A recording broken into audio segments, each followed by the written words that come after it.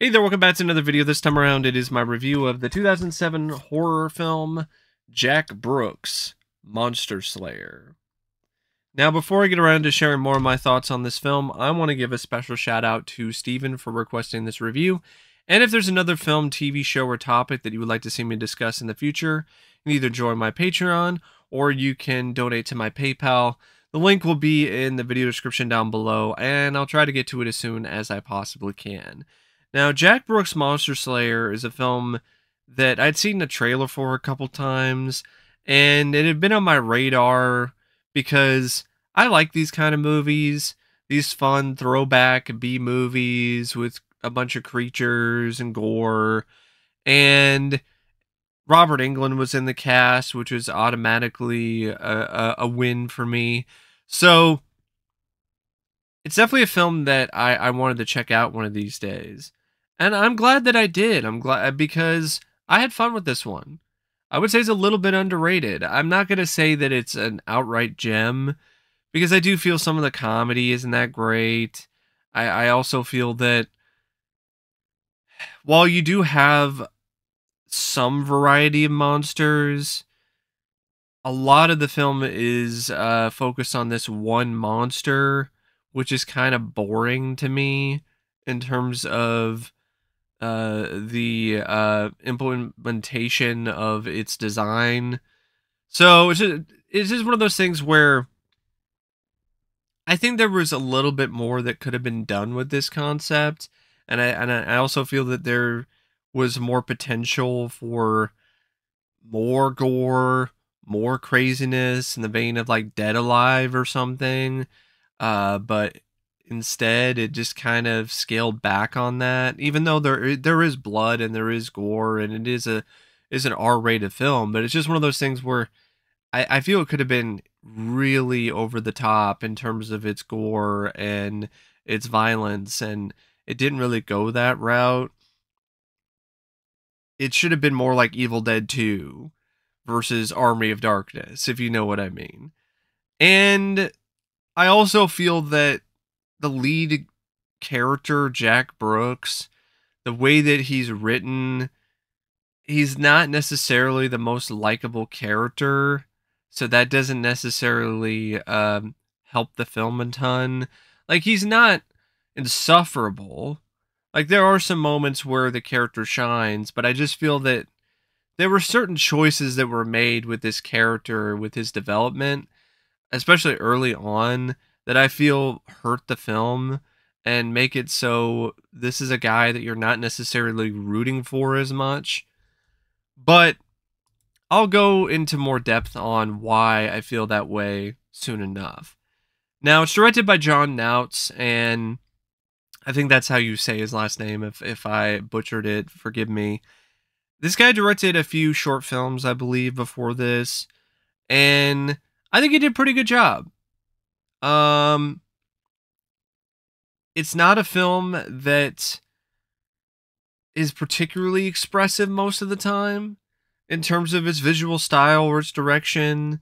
Uh, and at times that can make certain scenes involving the creatures or the monsters look cheap, like the opening scene, for instance, that takes place during this event where there's this cyclops that's running around and terrorizing an African tribe, and the way that that whole scene is shot is just very uh bland to me. Like, it's just shot in a way where, yeah, you have POV of them running away from the monster, but when you see the monster, like, the way that it's shot, it's just harsh lighting, natural lighting. It does not do the makeup effects of the Cyclops any justice. It makes it look incredibly cheap and rubbery.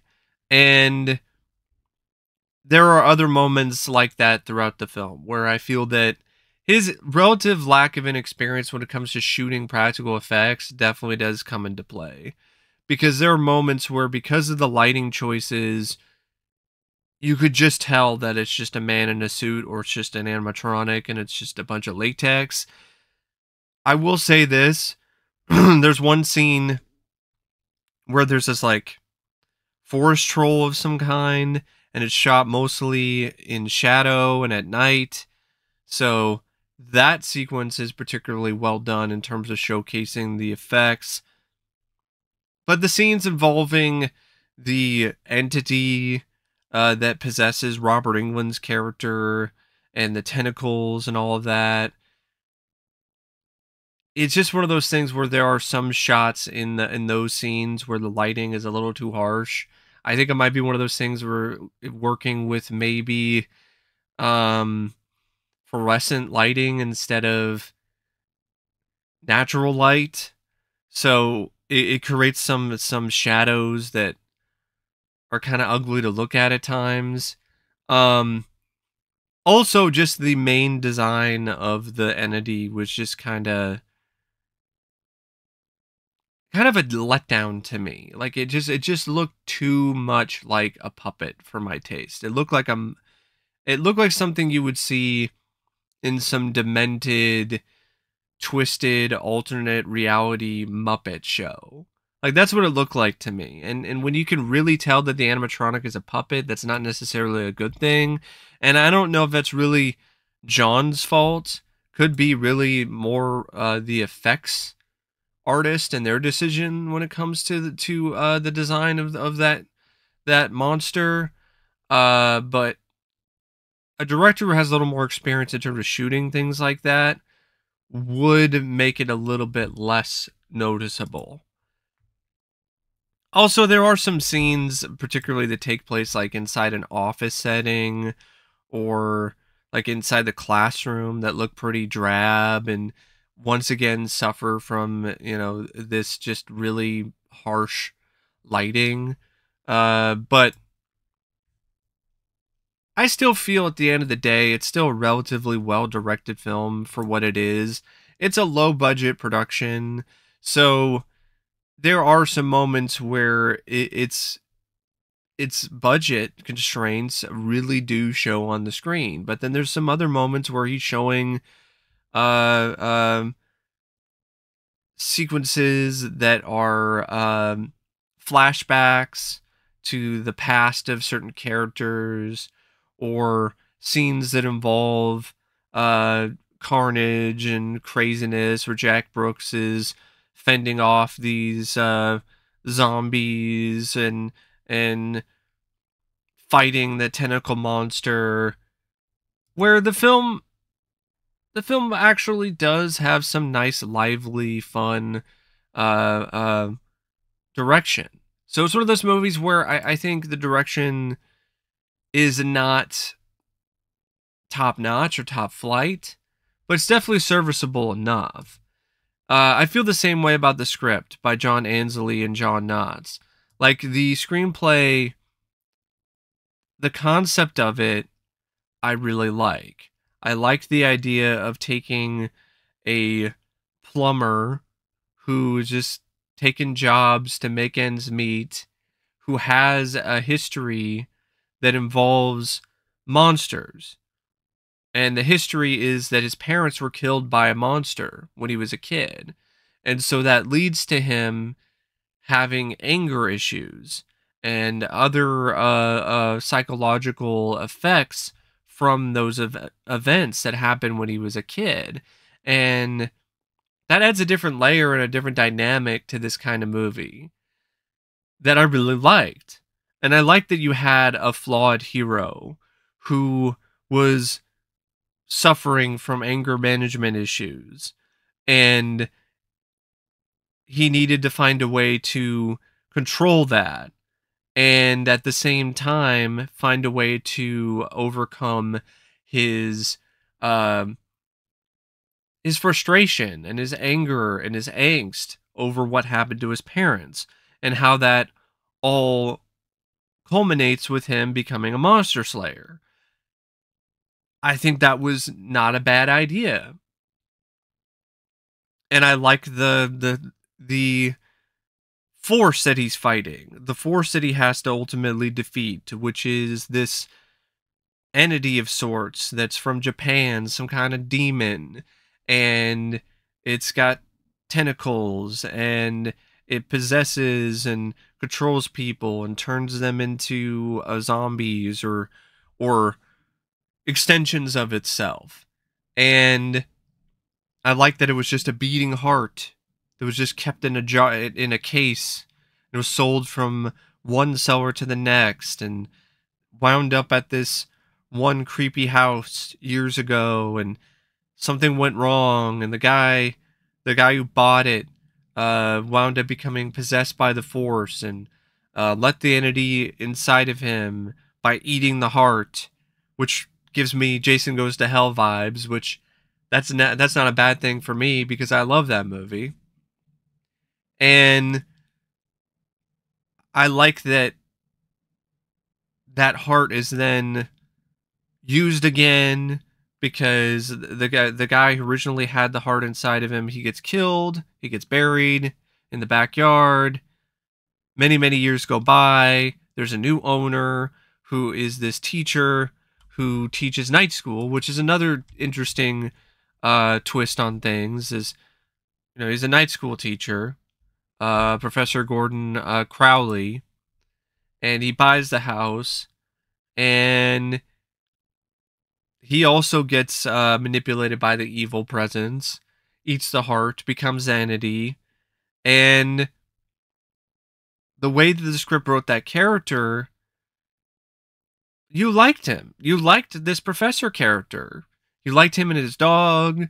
So when he gets possessed and whenever all this stuff happens to him, it has a certain tragic note to it that I definitely don't feel would be there otherwise.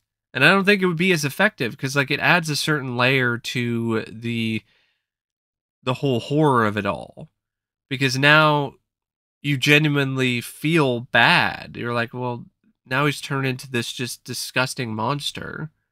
And he's gone. He's basically dead. And the monster forced him to eat his own dog. Like, just think about that. If you are somebody who owns a pet, just think about that. Think about getting possessed by some kind of evil force that forces you to kill and eat your own pet. That's pretty messed up. And there are other moments in the script too that I don't mind. Like some of the moments involving Jack Brooks and the way that he's unleashing his anger. And I don't mind the idea of him becoming a full-time monster hunter. But from the very beginning, it's just kind of off because of the opening scene, which takes place in some African tribe or some place in South America. I don't know exactly where it is, but you get the gist that it's somewhere in Africa. And the way that it's written and the way that it's utilized is so backwards, and it just doesn't start things off on the right foot with this Cyclops who's just attacking these tribes people. And it does get better though after that point, because after the opening you're kind of like, I don't know about this. It was like a Ray Harryhausen reject. And then you get the stuff with Jack Brooks and he's going to counseling and struggling with his anger, and you see the backstory of why he is the way that he is, because something horrible happened one night when he was camping with his family, and his family got killed, including his sister. So it wasn't just his parents who got killed by this creature, it was also his sister. And so you see why you understand why the guy's traumatized, you understand why the guy is messed up, but even that has some problems because the way that he's written, he comes across as a little too much like a whiny, angry prick initially. And I think the writers could have eased back a little bit on that, because it made it so it was harder for you to root for him. Like, you sympathize with him, but to a point, that kind of thing where like, yeah, I feel bad for the guy, but at the same time, he doesn't have to be such a dick. And I feel that they could have shown a better side of Jack more, and they do that later on in the film, but I really do feel that they should have done that earlier, to really make the audience learn to like this character or grow to like this character more. Because in all honesty, I was more into the scenes with Crowley, the professor, than I was with Jack Brooks early on, because they did a better job writing that character. Another thing that I feel needed work was the other characters. Like, I don't care about the girlfriend. She was just whiny. She was petulant. She was annoying. She was irritating. I don't know why he's put up with her. And I get why she's there and why the writers have her act the way that she does, but it just got really obnoxious after a certain point. And there's this other girl that's introduced at some point in the script who then ultimately, I guess, becomes the love interest because Jack kisses her at the end of the movie. But that character isn't very well written. That character's barely a character. She just shows up, says a few lines, kind of flirts with Jack. Then at the end of the movie, after he saves her, he kisses her, and that's really about it. It's not like they are together, because it seems like Jack is just all alone now and just doing his monster hunting stuff across the globe without a girlfriend. So it's one of those things where it's like, okay, it seems like it's only there to really showcase Jack's growing confidence in himself, maybe. But it's still one of those things where you could have made that character a little bit more dynamic. And I know they had a foil for Jack and this other guy who's a student, who's a fellow student at night school. But this guy really just, to be honest, this dude, like, he wasn't a very effective foil because the guy was just, he was just lame. Like, there wasn't anything about this character where you're like, yeah, this guy totally is somebody that you should be intimidated by or anything like that. This character played by James A. Woods,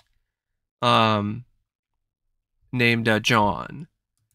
And I get that's kind of the point of the character. He's supposed to be kind of a pushover and a guy who talks tough, but he's not tough at all. So then when he gets punched in the throat, it's supposed to be funny.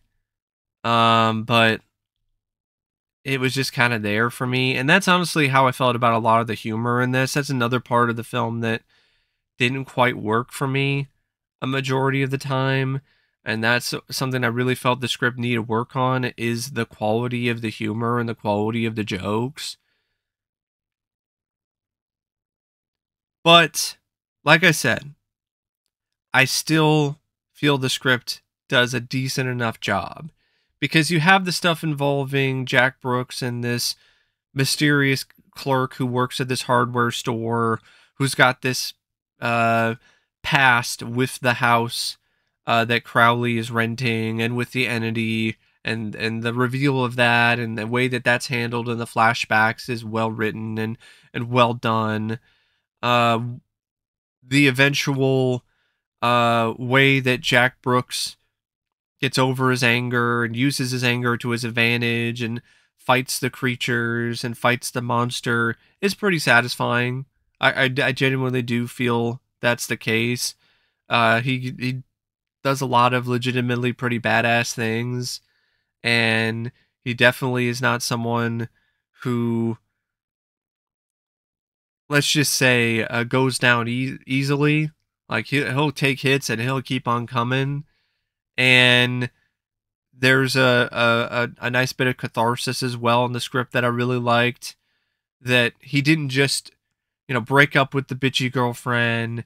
He also got over his anger and his angst and beat up on these monsters and fixed himself. He also gets revenge on the monster that killed his family.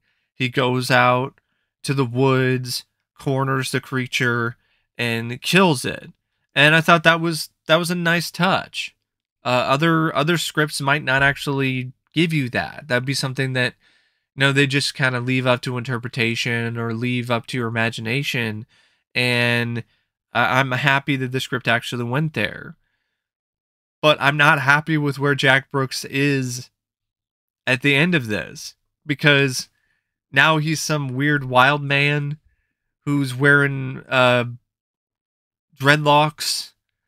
He's a white boy with dreads, and it's a bad look, and it's laughable, and it's not a good reveal because they don't show him in the opening. The opening already started off, like I said, on the wrong foot, but at least they don't show him, looking like caveman Link with the beard from Encino Man. They don't show that. But then when you get to the ending and it's the big reveal and they have the narration about Jack Brooks saying that he's a monster slayer now, and he comes out, it's deflating because it's supposed to be a badass moment. Like, it's supposed to be this moment where it's solidified that he's for real and he's the monster hunter. And he walks out, he's got dreadlocks and a scraggy beard, and it's embarrassing. So that's definitely not a good aspect of the script either. And like I said, the entity, I like the idea of the entity, but the execution of the entity is kind of lacking at times because a lot of it's just this sort of tentacle stuff. Like, I get what they're trying to do with the students that get possessed by the evil and are like deadites or demons from the movie Demons, that kind of thing. And there's some fun to be had with that, but since this came out in 2007, that's something that was kind of derivative at that time, and still is if you really think about it, because you'd be like, okay, I could watch Demons again, or Night of the Demons, or these other movies that are better, and the tentacle stuff really was pretty boring. Like I said, I wasn't really big into the design of the entity either. It's this just ugly, misshapen, fat puppet with red googly eyes. But I didn't. But it's just one of those things where I still liked the concept and the idea of it enough, and I grew to like Jack Brooks enough as a character at this point in the film that I was having fun with it. But I will say this. It's at its most consistently best when it comes to the screenplay and the writing, when it involves Jack Brooks slaying monsters, or when it involves the professor character, Professor Crowley. Otherwise, it's pretty weak, and it's not really that great when it comes to the script. But thankfully, the main selling point is the Monster Slayer stuff. And, in all honesty, Robert Englund's character. And so, the two main selling points are pretty consistently well written when it comes to the script. The cast, Robert Englund is the showstopper here. Like, Robert Englund as Professor Crowley, he shows a range that I wasn't necessarily sure that he still had, because yes, he played kind-hearted, kind of goofy characters early on in his career. I mean, look at his role in V, for instance. But for a long time, he was just doing these horror characters, these evil bastards. He was playing Freddy. He was playing the guy from The Mangler. He was playing a lot of these characters. And so it could be something that could be really easy for him to not be able to step back into the role of just the kind, loving, goofball kind of character. And he stepped back into that role very well and made the character of Crowley into somebody that you genuinely liked and wanted him to find a way to maybe, I don't know, get the entity out of him and go back to live a normal life, but just wasn't meant to be. And England was just a lot of fun. There was a lot of moments where he was able to work and do physical comedy, which I think is something that he's very capable of, and he really showed it here in the scenes where he's slowly getting overtaken by the entity, and he has these moments of brief clarity, but he's just stumbling around and bumbling around and is just completely out of it. And the way that Englund just did it was genuinely funny because of his ability to just channel that physical comedy, which is a trait that I personally feel not every actor has. And it was really nice to see Robert Englund show that side of him. And the rest of the cast, though, I mean, other than like David Fox, who played Old Howard, the clerk at the hardware store, Trevor Matthews as Jack Brooks, I would say is maybe the only other performer that is worth noting. But even he is kind of just middle of the road for me. It's just a performance that's just okay. He has barely enough charisma to be a leading man, but not enough that it makes it something that is just a slam dunk proposal or something that's just an automatic. So it's just one of those things where he's just kind of barely charismatic enough to make it work. And maybe that's why there wasn't more sequels, because Trevor Matthews just isn't really the guy. He's no Bruce Campbell, that's for damn sure. And the rest of the cast is just pretty poor to me in terms of their performances. I mean, Rachel Skarsten as Eve, I thought she was pretty egregious. I thought it was a pretty bad performance. I know the character is trying to be bitchy and annoying, and she does a good job with that, but at the same time, there are other parts of that there are other sequences involving that character that that I feel are supposed to evoke a certain sort of emotion, and she's not capable of it. And other people like Daniel Kash, who plays plays Counselor Silverstein, yeah, he's the therapist. He's just kind of there. This guy was actually in Aliens. Apparently, he played Private Spunkmeyer. James A. Woods, like I said, just not really much of a character, not really much of a role. Stephanie Drummond is Janice, kind of trying to be comic relief with her wearing dated, kooky clothes and whatever, and being a nerd, but it didn't work for me. A lot of these actors, I would say, are sitcom level actors, and not like a major sitcom. I'm talking like a sitcom on like UPN or like early in the days of Fox, that kind of acting. There's a reason why a lot of these performers didn't have like the most dynamic and the most varied careers post Jack Brooks Monster Slayer. I want to give Trevor Matthews another shout out too for his role as the Forest Troll. Yeah, apparently he also played the Forest Troll that killed his character's family, which that's kind of awkward. But he did a great job. Like, he was pretty intimidating, pretty scary. I would say the Cave Troll was the scariest monster in the entire. Not the Cave Troll. That's a different movie. The Forest Troll. The Forest Troll was the scariest monster in Jack Brooks' Monster Slayer, and large part to what Trevor Matthews brought to it. The film also features some cinematography by Joshua Allen and editing by Matthew Berlotte, but it's just kind of adequate and just there as well. The score, though, on the other hand, by Ryan Shore, I thought was pretty strong. I thought it was really good for this kind of film.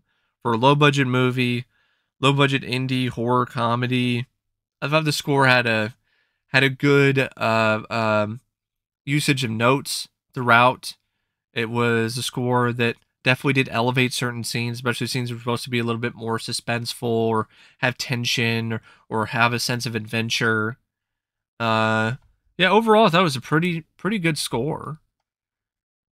And the film goes by at a really quick pace. It's only like 90 minutes, so it's not like it's that long of a movie. And and I don't know why it says 90 minutes because it's actually 85, so it's even shorter than that. I wouldn't necessarily say that it's a marriage between Hellboy and the Evil Dead, though. I don't really feel that's a fair comparison. I mean, maybe a little bit, but I wouldn't say this is at all in the same class as those two films. But it's still a fun movie for what it is, and I would recommend it. I would recommend checking it out if you're a fan of horror films, you're a fan of creature features. It's definitely if you're a fan of Robert Englund, because it has a really fun performance by Robert Englund in it. So it's one of those things where it's absolutely worth your time if you haven't checked it out for those reasons alone. And that's also why it's a little bit better than its critical reputation, because of just how strong those elements are in this movie. But anyway, thanks for watching my review of Jack Brooks' Monster Slayer, and until next time, I'll see you later. See ya.